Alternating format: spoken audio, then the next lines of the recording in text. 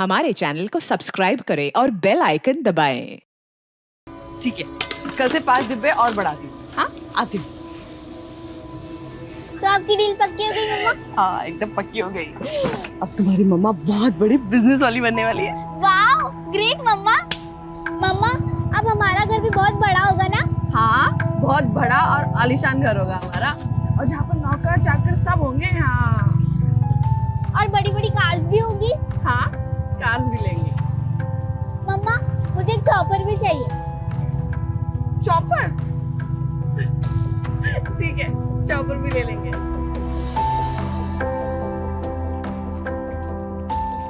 अरे नानी, मम्मा मुझे चॉपर दिलवाएगी। जी कितनी बार बोला है मुझे नानी मत बोला कर, ऐसे सबके सामने तो नहीं। अरे मैम, आप क्यों ले आई? मुझे बता देती ना, मैं ले आता खाली टिफिन। अरे तू कहीं और गया था ना डिलीवरी के लिए, इसलिए मैं ले आई। खाली टिफिन आने में लेट हो जाता है तो डिलीवरी भी लेट हो जाती है। अच्छा राघव, चलो शाम की तैयारी करो टिफिन। हाँ, फाल्गुनी, तुम्हारी कामयाबी की चाबी बन सकता हूँ मैं। तो मेरे प्रपोजल के बारे में क्या सोचा? अरे संजीव, तुम बाहर क्या कर रहे हो? अंदर आओ। रोही बेटा, तुम अंदर जाके चेंज करो। 1 साल पहले तुमने बिजनेस के लिए मुझसे 3 लाख रुपए उधार लिए और उसको बढ़ाने के लिए 5 लाख रुपए और ले लिए। अरे मामूली से टिफिन सर्विस के बिजनेस में 8 लाख रुपए खपा दिए। तुम मुझे मेरा काम समझाना है हो? तुम मेरा पैसा तो लौटा नहीं पा रही हो। टू बी फ्रैंक, तुम्हें बिजनेस करना नहीं आता। एक काम करो, तुम मेरी लाइफ पार्टनर बन जाओ, तुम्हें बिजनेस करना भी सिखा दूंगा और तुम्हारा कर्जा भी माफ हो जाएगा। अपनी हाथ में रहो संजीव। मधु, क्या है ये? तुमने तो कहा था तुम इसे शादी के लिए मना लोगी। मैं बात करती ना इससे। माँ से ना मेरी जिंदगी का फैसला कर सकती है, ना ही मेरे बिजनेस में कोई फैसला ले सकती है। देखा मधु, इसने तुम्हें तुम्हारी औकात दिखा दी। ये तुम्हें अपनी बॉसी नहीं, काम वाली समझती है। संजीव, तुम मासी को भड़काने की कोशिश मत करो। बहुत अकड़ है ना तुझमें। चल अभी क्या भी मेरा पैसा निकाल।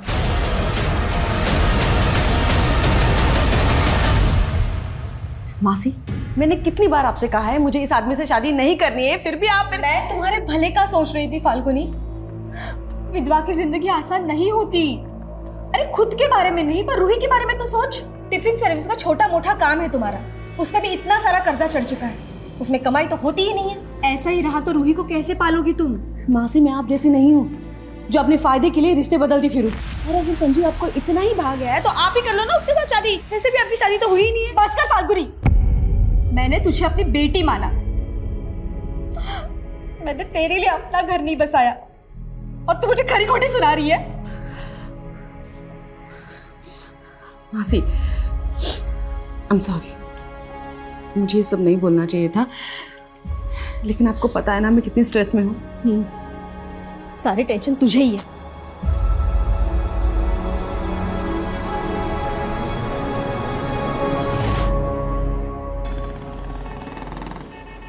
मम्मा, मुझे बड़ा घर नहीं चाहिए, ना कार्स ना चॉपर। आप टेंशन मत लो। तू है तो मुझे क्या टेंशन है? और सपने देखना बुरी बात नहीं है बेटा। माना कि आज हमारे पास कुछ भी नहीं है, लेकिन हम मिलके अपना कल तो संवार सकते हैं ना। I know mama, you are the best.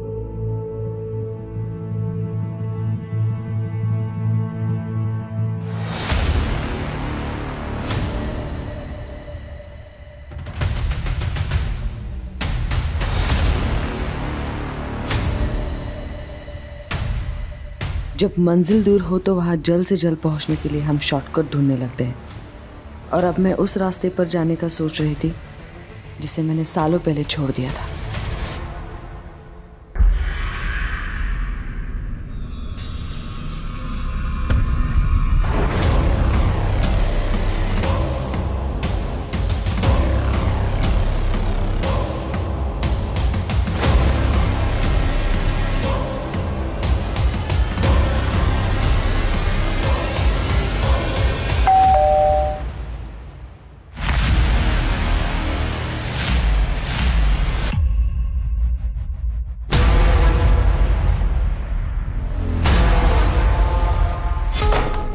ये लो तुम्हारे पूरे पैसे, वो भी ब्याज के साथ। 4 महीने में इतना पैसा कमा लिया? तुमसे मतलब? अरे तुम अभी तक मुझसे नाराज हो? एक्चुअली उस दिन मैंने तुम्हें शादी के लिए प्रपोज करके एक गलती की। अगर मैं तुम्हें सिर्फ सोने के लिए कहता ना सर, शामली रोड पे एक्सीडेंट हुआ था। लेडी की ऑन स्पॉट डेथ हो गई। पहचान पता चली कौन? जी हाँ सर, एक्सीडेंट साइट से आईडी मिली है जिस पे फाल्गुनी गुप्ता लिखा हुआ है। मेरठ की रहने वाली है। कांस्टेबल को भेजा उसके एड्रेस पे। फाल्गुनी शामली में कहाँ जा रही थी? शामली? सर वो तो 2 दिन से शहर के बाहर गई थी। शहर से बाहर कहाँ? सर वो मुझे नहीं पता, पर अपना टिफिन का काम दूसरे शहर में भी फैलाना चाहती थी।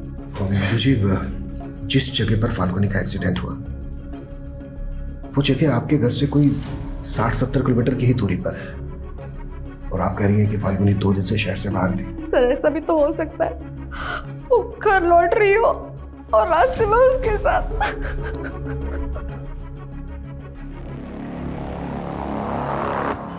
सर, एक्सीडेंट स्पॉट का एक सीसीटीवी फुटेज मिला है। गाड़ी का नंबर भी साफ दिखाई नहीं दे रहा है।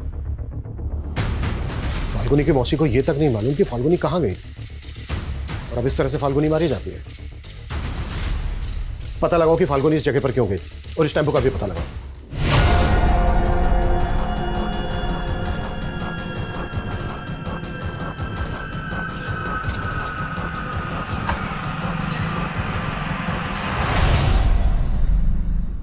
बहुत पढ़ाई कर रहे हो मेरे पीछे से। चलो आज तुम्हारा इम्तिहान लेते हैं। आजा। पानी।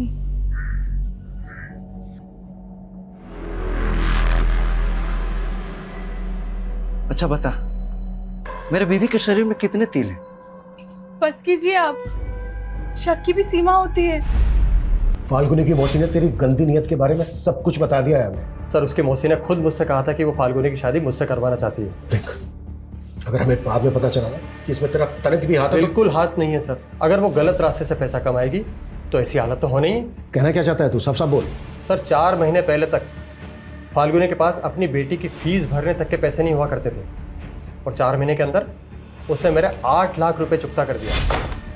ये लो तुम्हारे पूरे पैसे ब्याज के साथ। मुझसे सवाल करने से पहले आप उसकी मौसी से पूछिए कि फाल्गुनी शहर में किस किस के पास जाती थी जो उस पर इतना पैसा बरसा रहे थे।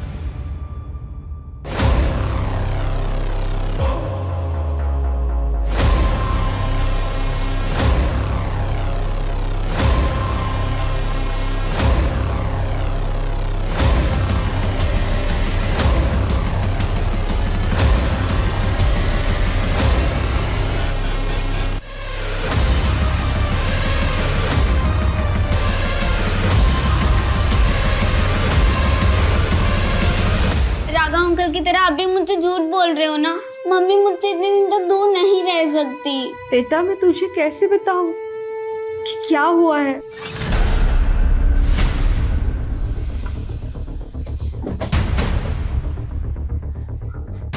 सर संजीव तो जलता था फाल्गुनी से, आप उस पर भरोसा कैसे कर सकते हो? देखिए, अगर संजीव ने कुछ किया है तो बचेगा नहीं, लेकिन आपको भी तो नहीं मालूम कि हत्या के 2 दिन पहले से फाल्गुनी कहाँ थी। सर मुझे सच में नहीं पता।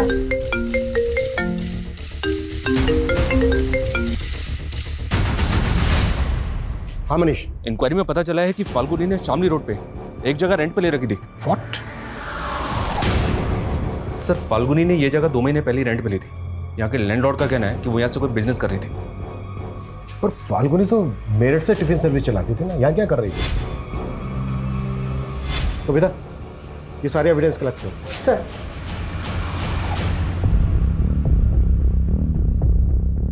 निर्भीक एजेंसी इस नाम से एग्रीमेंट करवाया था फाल्गुनी ने। अच्छा, किस तरह का बिजनेस था? मतलब वो क्या कर रही थी, कुछ बताया था? सर कंसल्टेंसी का बिजनेस बता रही थी। बोल रही थी कि स्टैब्लिश कर रही हूँ, कुछ दिनों बाद ये जगह रिनोवेट करके ऑफिस खोल लेगी। 12 तारीख को आई थी क्या फाल्गुनी? नहीं सर, वो यहाँ कभी कभी आती थी।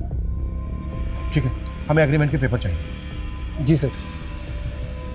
सर, अगर फाल्गुनी का tiffin service Ruhi tiffin service के नाम से है तो फिर ये निर्भीक एजेंसी क्या है? और इसके बारे में तो उसकी मौसी ने भी हमें कुछ नहीं बताया। शायद देखकर ऐसा लग रहा है कि जैसे काफ़ी फाइल थी, काफ़ी डॉक्यूमेंट्स थे जिनको जला दिया गया। मनीष, एक काम करो, पता करो कि वो निर्भीक एजेंसी के नाम से कौन सा बिजनेस कर रही थी, किस तरह का बिजनेस था, और ये भी पता लगाओ कि उस बिजनेस का उसके मर्डर से कोई कनेक्शन निकलता है। पॉसिबल है कि क्रिमिनल्स ने उसका रंग बदल दिया। तो फिर इतनी प्लानिंग की किसने होगी और किस मकसद से? सर, फाल्गुनी ने निर्भीक एजेंसी नाम से एक करंट अकाउंट भी खोल रखा था। इस अकाउंट की डिटेल्स निकाली तो पता चला कि एक डिटेक्टिव एजेंसी है। Detective agency? यस सर, और 4 महीने पहले ही फाल्गुनी को इसका लाइसेंस मिला है। मतलब जिसे हम टिफिन सर्विस चलाने वाली एक साधारण औरत समझ रहे थे, असल में एक प्रोफेशनल डिटेक्टिव भी थी। मैंने फाल्गुनी के बैंक ट्रांजेक्शन्स भी चेक किए। पता चला कि उसमें 4 लोगों ने पैसा ट्रांसफर किया और ये 4 लोग कोई और नहीं, फाल्गुनी के क्लाइंट्स थे। सर, ये चारों केसेस मैट्रिमोनियल डिस्प्यूट्स और फोर्जरी के थे, जिनको फाल्गुनी ने सक्सेसफुली खत्म कर दिया था। तो उसके ऑफिस में मौजूद फाइल्स और डॉक्यूमेंट्स को जलाया क्यों गया होगा? क्या उनमें किसी के राज छुपे थे जिन्हें फाल्गुनी उजागर करने वाली थी?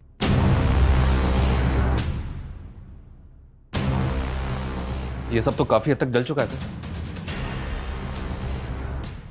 1 PH 2 SKR 3 HC C is similar।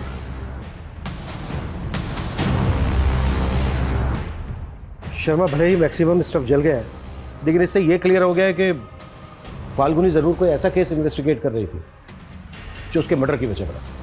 Sir, Falguni के सीडीआर में कोई सस्पिशियस नंबर भी नहीं मिला, लेकिन सर फाल्गुनी की लोकेशन पिछले 2 महीने से अक्सर मुजफ्फरनगर की थी, लेकिन सर उसके सीडीआर में मुजफ्फरनगर का कोई नंबर नहीं मिला। ये भी तो हो सकता है कि वो कोई दूसरा नंबर भी यूज करती हो। शर्मा, अपने सारे खबरों को एक्टिव करो, उनसे कहो कि वो पता लगाएं कि फाल्गुनी मुजफ्फरनगर में कहाँ जाती थी और किस किस से मिलती थी। Okay sir.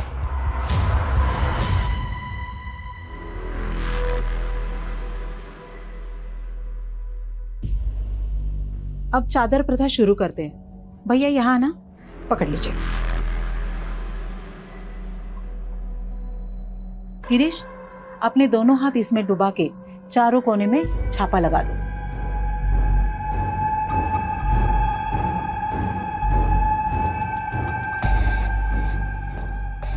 अब चादर प्रथा समाप्त हुई है, उसके अनुसार अब आप दोनों पति पत्नी हो। फाल्गुनी और डिटेक्टिव, ये सब बातें सुन के मैं खुद हैरान हूँ। सर, इस बारे में मुझे कुछ मालूम नहीं था।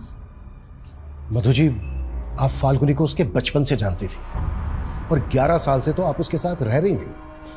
अगर आप उसके बारे में कुछ नहीं जानती तो क्या इसका मतलब हम ये निकालें कि फाल्गुनी भरोसा नहीं करती थी आप पर, ट्रस्ट नहीं था उसे, इसके लिए अपनी बातें छिपाती थी आपसे? सर, ऐसा भी तो हो सकता है वो जानबूझ के कर रही हो। अभी वो डिटेक्टिव थी तो ऐसे लोग अंडरकवर होके भी तो काम करते हैं ना। अच्छा। सर, मैंने आपको एक बात नहीं बताई थी। फाल्गुनी लॉ स्टूडेंट थी और उसके पिता के पास पैसे नहीं थे तो उसने अपनी पढ़ाई छोड़ दी थी। पर शादी के पहले वो क्रिमिनल लॉयर के पास काम करती थी सर। और शादी के बाद? सर, शादी के बाद उसका पति उसे कुछ नहीं करने देता था। फिर उसके पति के मौत के बाद वो मेरे साथ टिफिन सर्विस का काम करने लग गई। आपके साथ? हाँ। लेकिन उसका जो ये टिफिन सर्विस का बिजनेस था, उसके डॉक्यूमेंट्स में तो आपका कोई शेयर नहीं है। वो तो सैलरी देती थी ना आपको। सर, वो हमारा रिश्ता इन सारी चीजों के परे था।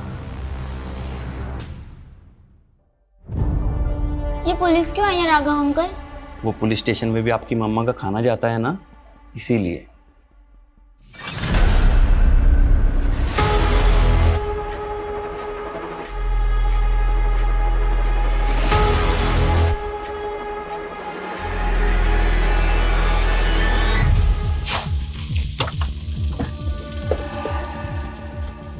आइए सर।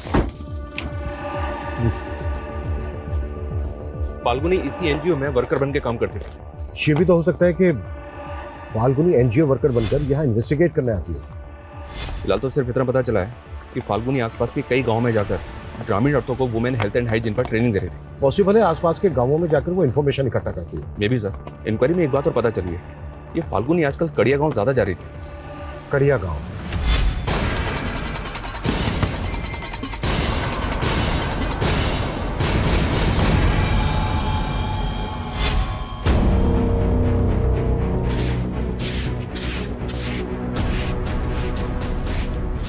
सुनिए, हमें पता चला है कि एनजीओ वर्कर फाल्गुनी अक्सर आपसे मिलती है। जी। क्यों मिलती थी वो आपसे, वजह क्या है? सर वो सोशल अवेयरनेस के लिए सबके घर आ रही थी। आप? जी, मैं पति हूँ इनका। कुछ और पूछना है आपको? नहीं। ये मैडम तो मुझे भी मिली थी। कृष्णा के पहले पति। क्या? कृष्णा का पहला पति?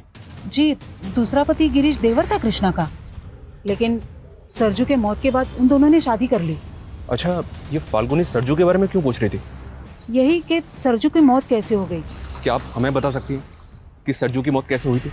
सर, गिरीश और कृष्णा कहते हैं कि सरजू भैंस खरीदने जा रहा था तो कोई गाड़ी मार गई उसको, लेकिन मुझे लगता है कि आपको ऐसा क्यों लगता है? सरजू को शक था कि इन दोनों का चक्कर चल रहा है। और एक बात, सरजू के मौत के 2 महीने पहले से वो काफी बीमार चल रहा था, खाट से उठा तक नहीं जा रहा था उसे। ऐसे में वो खुद पैदल चल के हाईवे तक कैसे जाएगा? मुझे लग रहा है सर, फाल्गुनी या सरजू की मौत का राज पता करने ही आई होगी। फाल्गुनी एक प्राइवेट डिटेक्टिव थी। इस तरह के लोग तभी इन्वेस्टिगेट करते हैं जब उन्हें कोई हायर करे। इस छोटे से गांव में कौन ऐसा होगा जिसने फाल्गुनी को हायर किया हो? हमें ना लोकल पुलिस से कंफर्म करना चाहिए कि सरजू का एक्सीडेंटल केस में कोई फाउल प्ले था क्या, और क्या वाकई में या ऐसे राज दफन है जो फाल्गुनी की हत्या का कारण बने।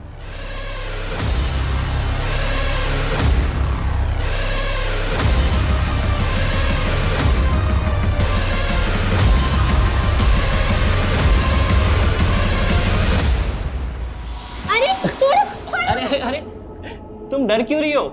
ये डॉल तुम्हारी मम्मी ने दी है तुम्हारे लिए। मम्मी ने? हाँ, मम्मी ने ऑर्डर पहले की होगी, बस पार्सल आ जाया है। राघव, जरा इधर आना। हाँ हाँ, आ रहा हूँ।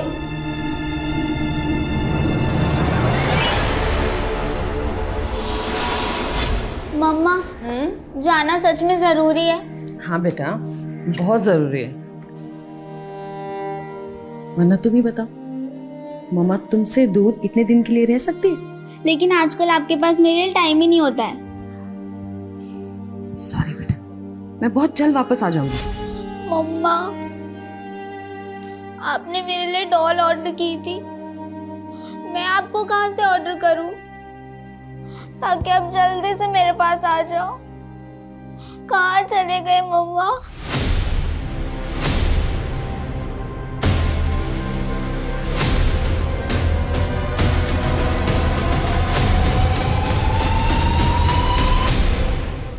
और सरजू के पोस्टमार्टम रिपोर्ट से भी ये क्लियर था कि उसका एक्सीडेंट ही हुआ था। अच्छा, सरजू का जिस टेम्पो से एक्सीडेंट हुआ था वो सफेद रंग का था ना?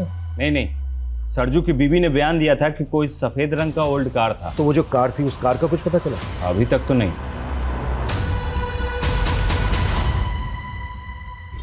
तो जाहिर सी बात है वो लोकल पुलिस पे शक कर रही होगी। शर्मा, पता करो कि फाल्गुनी लोकल पुलिस से मिल रही थी क्या, और याद रहे पूरी एहतियात के साथ।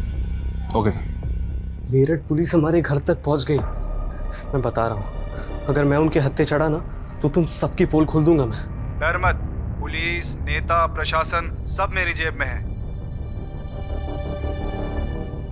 सरजू का भूत भटक रहा है, वो ना हमसे बदला लेगा, वो बदला लेगा हमसे। इतना मत सोचो, सब ठीक हो जाएगा।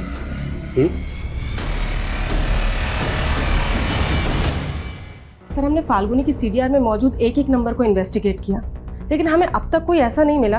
लेकिन सर, समझ में ये नहीं आ रहा कि ये किसकी पीएम रिपोर्ट का हिस्सा है। जी हाँ सर, पोस्टमार्टम तो हुआ था, लेकिन इन्वेस्टिगेटिंग ऑफिसर सुखबीर ने बताया था कि उसकी रिपोर्ट से क्लियर था कि उसका एक्सीडेंट हुआ था। शर्मा, पोस्टमार्टम रिपोर्ट मैनिपुलेट भी तो की जा सकती है। सरजू की बॉडी का जिस डॉक्टर ने पोस्टमार्टम किया था, एक बार उस डॉक्टर से मिलते हैं।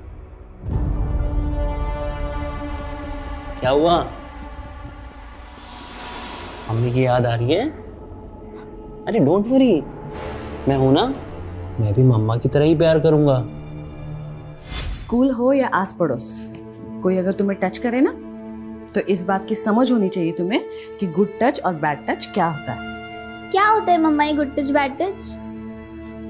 मैं समझाती हूँ। पहले तो मैं तुम्हें बताती हूँ कि बैड टच क्या होता है। एक्सक्यूज मी, डॉक्टर पाल जो पोस्टमार्टम करते हैं कहाँ मिलेंगे?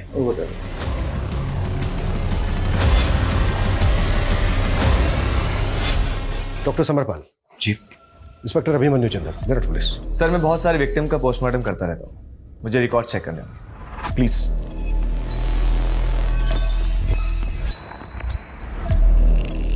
Sarju Kushwaha, right officer. Accidental case है, बॉडी में कई जगह इंजरीज थी और कुछ फ्रैक्चर्स थे, लेकिन हमें कोई फाउल प्ले नहीं लगा। कुछ दिनों पहले मेरठ में भी एक्सीडेंट हुआ था, बहुत एक्सीडेंट की वजह से हुई थी, पर था वो मर्डर। लेकिन ये सब आप मुझे क्यों बता रहे हैं?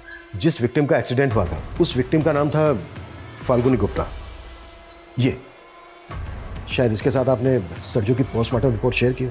नहीं सर, मैं इस लड़की को नहीं जानता, और सरजू की रिपोर्ट सिर्फ इन्वेस्टिगेशन ऑफिसर के साथ शेयर की थी। ठीक है डॉक्टर, हमें इस रिपोर्ट की एक कॉपी चाहिए होगी। मैं आपको प्रोवाइड कर रहा हूँ। Thanks doctor. मैं तो तुम्हें चाहता था, लेकिन तुमने मेरा ध्यान फाल्गुनी की तरफ मोड़ दिया और अब उसके मर्डर का इल्जाम भी मेरी तरफ मोड़ दिया। मुझे पता है ना तू कितना बड़ा कमीना है। वो तो मैं हूँ, लेकिन तुझे मैं फुल सपोर्ट करूंगा फाल्गुनी के बिजनेस को टेक ओवर करने में।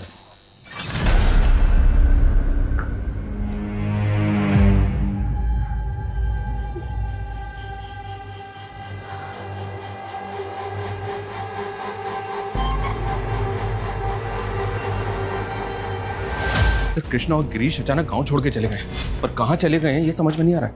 उनका गायब होना यही इंडिकेट करता है कि सरजू का एक्सीडेंट नहीं। और सर अब तक ये भी पता नहीं चल पा रहा है कि फाल्गुनी को ये केस इन्वेस्टिगेट करने के लिए किसने दिया होगा।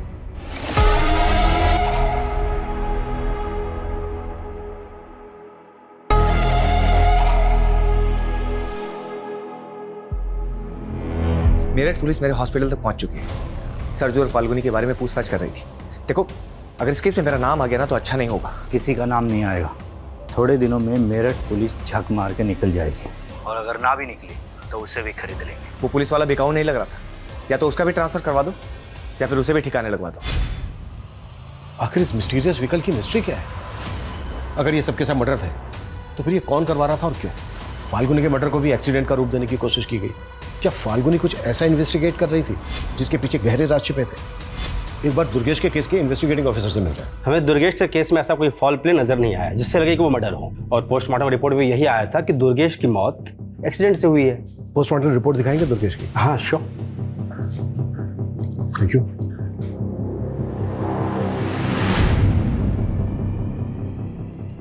ये दुर्गेश की बॉडी का पोस्टमार्टम डॉक्टर समर ने किया था ना? जी सर, ये दोनों पोस्टमार्टम रिपोर्ट्स तो एक दूसरे की कार्बन कॉपी है। दोनों रिपोर्ट्स में मौत की वजह एक ही लिखी है।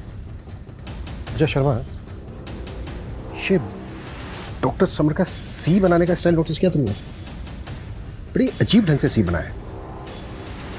फाल्गुनी के ऑफिस में हमें एक डायरी मिली थी, उस पर लिखा था सी इज सिमिलर। क्या सी सिमिलर का इंडिकेशन इन्हीं दोनों रिपोर्ट्स का है? पूरे चांसेस। शर्मा, हमें फाल्गुनी के ऑफिस में जली हुई फाइल्स के बीच एक पोस्टमार्टम रिपोर्ट की जली हुई कॉपी भी बनी थी, याद है? ये डॉक्टर समर उस दिन से ही हॉस्पिटल नहीं आ रहा है जिस दिन से हम उससे मिलने गए।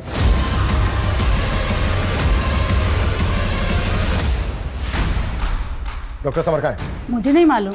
कब से नहीं हुआ घर पे? सर पिछले 3 दिन से घर नहीं आया वो। कविता चेक करो, कुछ भी छोटा नहीं चाहिए। लेकिन हुआ क्या है, कोई बताएगा? बताते हैं।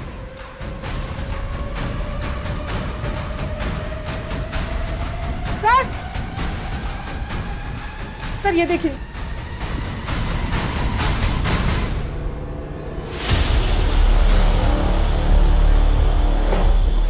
इतनी सारी डॉल्स, इलेक्ट्रॉनिक सामान, क्या ये सब क्या चल रहा है इस घर के अंदर? सर मेरे बेटे को इलेक्ट्रॉनिक गुड़िया बनाने का शौक है।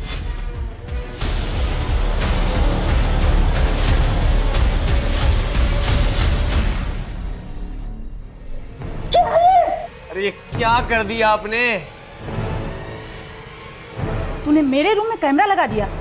अरे मम्मी एक्सपेरिमेंट कर रहा था, अपने रिमोट आई को टेस्ट कर रहा था। है कहाँ वो? फोन भी बंद कर रखा है उसने अपना। सर मैंने कहा ना, मुझे कुछ नहीं पता है। अपनी मर्जी का मालिक है वो। जी हाँ। देखिए, उनकी मौत कैसे हुई इसके बारे में आपसे बात करनी है हमें। इस लड़की को पहचानते हैं? नहीं। आप जरा गौर से देखिए, शायद आपको कुछ याद है। बोला ना नहीं, और मुझे आपसे बात नहीं करनी है। आप जाइए यहाँ से। देखिए, हमारा बात करना बहुत, सुनिए, देखिए हमारी बात सुनिए। अब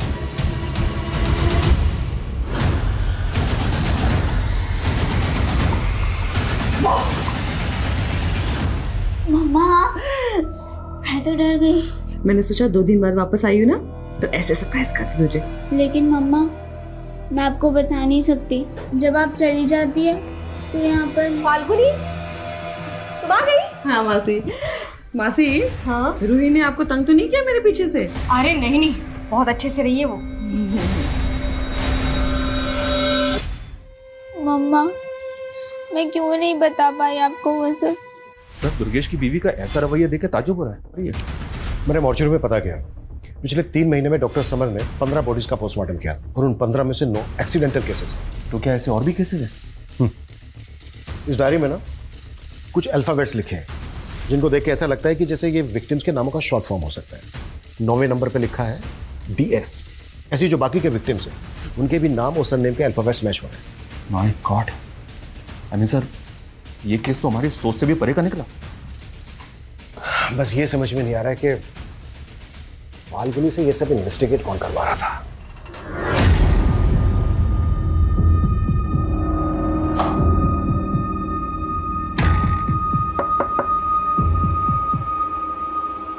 सर ये फाइल।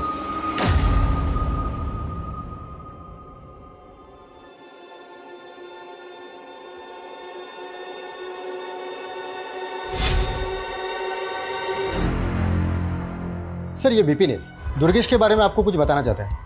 बोलो। सर भले ही दुर्गेश की बीवी और सब लोग ये मानते हैं कि दुर्गेश की मौत एक्सीडेंट से हुई थी, लेकिन सर दुर्गेश तो कैंसर पेशेंट था, वो तो चल भी नहीं सकता था। व्हाट? उसका इलाज एनटी दीक्षित मेमोरियल अस्पताल में चल रहा था। और सर मुझे बहुत अच्छे से याद है उस शाम जब मैं दुर्गेश को मिलने, उसके बाद मुझे उसी रात को ये पता चला कि दुर्गेश का हाईवे के पास में एक्सीडेंट हो गया है। सरजू के पड़ोसी ने कहा था सर कि सरजू काफी बीमार रहता था। सरजू भैंस लेने जा रहा था, हाईवे पे उसका एक्सीडेंट हो गया था। ये बहुत बड़ा गेम है शर्मा, इसकी जड़ें ना काफी गहरी है। अच्छा, दुर्गेश के दोस्त ने बताया कि दुर्गेश कैंसर पेशेंट था, एनटी दीक्षित मेमोरियल हॉस्पिटल में उसका इलाज चल रहा था। एक काम करो, रिकॉर्ड चेक करो वहाँ पे। हमें कोई एक्सट्रीम स्टेप लेना होगा। हाँ, मैंने सोच लिया है कि मुझे क्या करना है।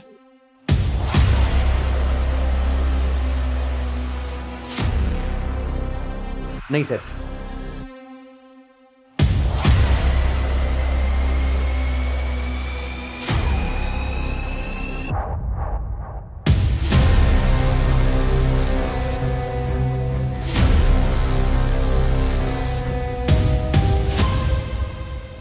और ये सारे के सारे विक्टिम्स लोअर मिडिल क्लास या फिर पुअर फैमिली से बिलोंग करते थे। ये काफ़ी ताज्जुब भरा है कि ऐसे बैकग्राउंड के लोगों को क्यों और किस मकसद से मारा गया और उनके मर्डर को एक्सीडेंट का रूप दिया। हमें ना इस फैमिली को कॉन्फिडेंस में लेकर बात करनी होगी, तभी हम इस केस की तह तक पहुंच पाएंगे। सर, गिरीश और कृष्णा सहारनपुर के घर में छिपे हुए थे। सहारनपुर पुलिस को उसी घर से उनकी लाशें मिली हैं। सर क्राइम सीन से सुसाइड नोट मिला था, शायद इन दोनों ने सुसाइड किया। देखिए, मैं जानता हूं आपके पति सरजू कुशवाहा को कैंसर है और उनका बचना नामुमकिन है, लेकिन आपको उनकी मौत के बाद काफ़ी पैसा मिल सकता है। किस बात का पैसा? फिर जैसे ही सरजू की मौत हो गई,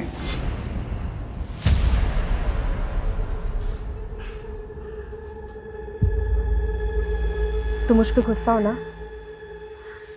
मैं जानती हूँ मैं बहुत बुरी हूँ। और राघव अंकल, वो तो और भी बुरे। उन्होंने मेरे साथ। रूही, राघव ने क्या किया तुम्हारे साथ? देखिए, टारगेट्स तो आप लोगों को अपने अपने पूरे करने ही हैं, लेकिन मैं सिर्फ ये कहना चाहता हूँ कि जब भी आप कोई नई पॉलिसी भेजें तो क्रॉस चेक कीजिएगा डॉक्यूमेंट्स पूरे। Excuse me, Manish Singh ji. SP sir ने तो आपको बता ही दिया होगा कि मैं आपसे क्यों मिलना चाहता था। जी, लेकिन हमें ताज्जुब इस बात का है कि इतने समय तक आप चुप क्यों रहे? आपको तो बहुत पहले सामने आ जाना चाहिए था। एक्चुअली हम डिलेमा में थे कि हमारा शक सही है या गलत, और उसी को पुख्ता करने के लिए हमने फाल्गुनी को मुजफ्फरनगर डिस्ट्रिक्ट में लगाया था। इसके अलावा 4 और डिस्ट्रिक्ट में हम अपने लेवल पर इन्वेस्टिगेट कर रहे थे। तो मतलब फाल्गुनी को आपने हायर किया था? जी, फाल्गुनी को मैं 10 साल पहले से जानता था, जब वो एक क्रिमिनल लॉयर के यहाँ काम किया करती थी। वो लॉयर मेरे दोस्त थे, और जब मुझे पता चला कि फाल्गुनी ने डिटेक्टिव एजेंसी स्टार्ट की है तो मैंने उससे बात की। हमें ऐसे इंसान की तलाश थी जो ग्रास रूट लेवल पर जाकर इस मामले की पूरी सच्चाई सामने ला सके। मुझे क्या करना होगा सर? फाल्गुनी, मुजफ्फरनगर डिस्ट्रिक्ट में पिछले 4 महीनों में 183 पॉलिसी होल्डर्स ने एक्सीडेंटल इंश्योरेंस क्लेम किया है। ये काफ़ी स्ट्रेंज है, क्योंकि ये सारे लोग लोअर बैकग्राउंड से आते हैं, और पॉलिसी लेने के 1 महीने पहले ही इन लोगों ने अपने पैन कार्ड बनवाए और बैंक में अकाउंट खुलवाए। उसके पहले इनका किसी भी बैंक में कोई भी अकाउंट नहीं था, और पॉलिसी लेने के 1-1.5 महीने बाद इनका एक्सीडेंट हो गया। सर, इसमें पक्का फाउल प्ले है। वरना इतने सारे लोगों के साथ सेम हादसा कैसे हो सकता है? मुझे लगता है कि ज़रूर किसी ग्रुप ने या किसी गैंग ने इनसे ये सब करवाया होगा। फाल्गुनी एकदम सही डायरेक्शन में थी। हमें भी हिंट मिलने लगे थे कि इन सब के पीछे कोई ना कोई ऑर्गेनाइज्ड गैंग है और इसमें काफ़ी पुलिस वाले और काफ़ी पोस्टमार्टम डॉक्टर्स शामिल हैं। लेकिन इसके पहले कि फाल्गुनी हमें कोई प्रूफ देती, उसका मर्डर हो गया। 500 से ज़्यादा केसेस हैं, 100 करोड़ से ज़्यादा इंश्योरेंस क्लेम हुआ है। व्हाट? 500 से ज़्यादा केसेस? मतलब हम ये मान सकते हैं कि 500 से ज़्यादा लोगों का मर्डर हुआ है जिसको एक्सीडेंट का रूप दिया गया?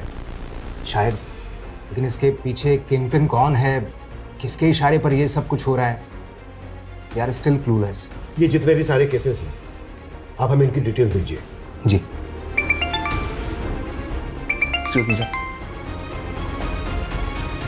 हाँ कविता। सर, दुर्गेश की वाइफ सरकारी गवाह बनने के लिए तैयार हो गई है। वो हमें उन लोगों के बारे में बताना चाहती है जिनके कहने पर उसने दुर्गेश की मौत को एक्सीडेंट की शक्ल देने का प्लान बनाया था। गुड जॉब कविता। कहाँ है दुर्गेश की बीवी? हेलो। हाँ, ओके, ठीक है, हम भी बस उसी साइड आ रहे हैं।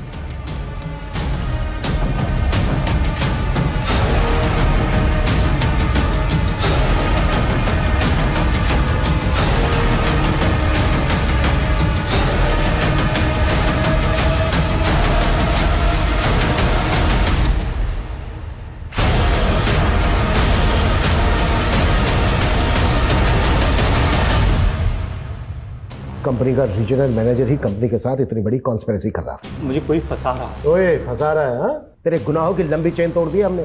टेम्पो ड्राइवर, हिस्ट्री चीटर है। इंस्पेक्टर सदानंद के कहने पर वो तेरे मर्डर कर रहा था। इंस्पेक्टर सदानंद ने तेरे कजन कपिल का नाम लिया है और कपिल ने तुम लोगों की सारी पोल खोल दी है। और भी बहुत सारे लोग शामिल है ना इसमें, और ज्यादातर को तू रास्ते से हटा चुका है, जैसे डॉक्टर समर। इन सबका किंगपिन तू है ना? चलो बोल। ये सब मेरे कज़न कपिल की खुरापात थी। एक दिन दारू के नशे में उसने मुझे बताया कि उसका एक एक्सीडेंट पॉलिसी होल्डर कैंसर का पेशेंट था। कपिल ने उसकी फैमिली के साथ मिलकर ऐसी कॉन्स्पिरेसी रची कि उसका क्लेम पास हो गया। और यहीं से तुझे इन गुनाहों की तरकीब सूझी? हाँ सर, सबसे पहले हमने ऐसे पेशेंट्स की हॉस्पिटल से डेटा निकालना शुरू किया और फिर जो फैमिलीज़ मान जाती थी हम उनका अकाउंट खुलवाते थे और उन्हें एक्सीडेंटल पॉलिसी खरीदवाते थे। और जब उनकी मौत हो जाती थी तो उनकी फैमिली हमें बताती थी।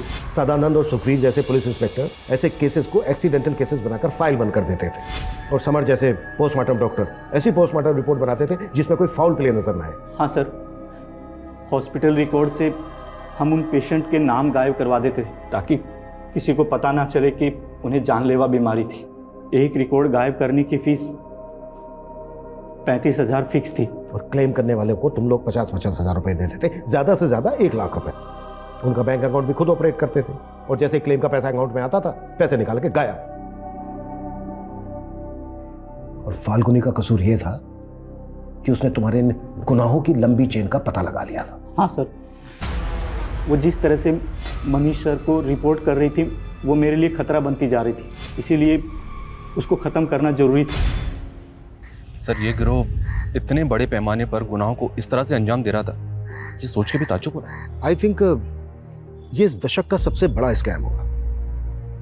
हमारा ऐसे केसेस से भी सामना हुआ है जहां पर लोग पॉलिसी के लालच में अपनों का कत्ल तक करवा देते हैं, और यहाँ तक चंद पैसों के लालच में लोग अपने करीबियों की लाशों का सौदा कर रहे थे। ऐसे गुनाहों को देखकर ये नहीं लगता है कि आजकल इंसानियत का स्तर कितना नीचे गिरता जा रहा है? सर, फाल्गुनी की मौसी ने फाल्गुनी के वर्कर राघव की कंप्लेंट की। वो काफी दिनों से फाल्गुनी की बेटी को मॉलेस्ट कर रहा है।